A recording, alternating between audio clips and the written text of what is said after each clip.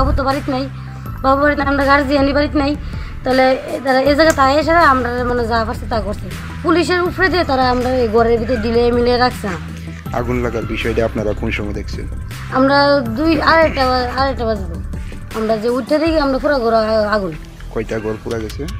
একটা ঘর।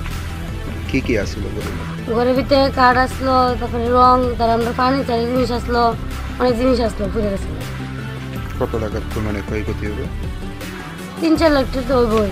ঘরের রং করানোর লিগে রং আনছিল কিনা, রং ফার্নিচারের জিনিস সব পুড়ে গেছে। পুলিশে জানাইছেন বিষয়টা? হ্যাঁ জানাইছি।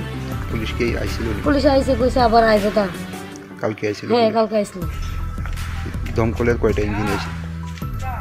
মানে ফায়ার সার্ভিসের কয়টা ইঞ্জিন আছে? ফায়ার সার্ভিসে কটা আইছে? ফায়ার সার্ভিসে কটা ইঞ্জিন আছে? একটাই তো। না কয়টার সময় কয়টা আইছে? একটা গাড়ি তো আইছে, একটা গাড়ি আইছে। তারা আইরে আগুন তারা বাড়ি সাম্বাসর দিয়া পানি দেওয়া হয়েছে, ও কিছুরা মানে নিবাইছে না, তারা তারা বাড়িতে আগুন লাগলো, তারা বাড়ি আগুন লাগিয়ে গেছে, গাছটা সব ফিরে গেছে। কারোর বিরুদ্ধে মামলা করছেন আপনারা? আমরা কালকে স্যারেরা আইসে পরে কইছি। কার নামে করছেন? ওই কাশি মিয়া, পিন্টু মিয়া, বাচ্চু মিয়ার ফুলা, তারপরে আরো ইমরান হোসেন, সেলিম মিয়া, তারপরে ওই নিমন মিয়া, তারপরে ইয়াসিন হোসেন, এটার নাম। কতজনের বিরুদ্ধে?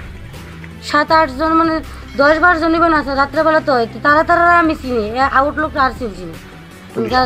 পুলিশ কি এখন অবধি কারোর আটক করছে? না কেউ কিছু করছে না। বাড়ির মালিকের নাম কি? শাহজাহান মিয়া। এই জায়গাটার নাম কি?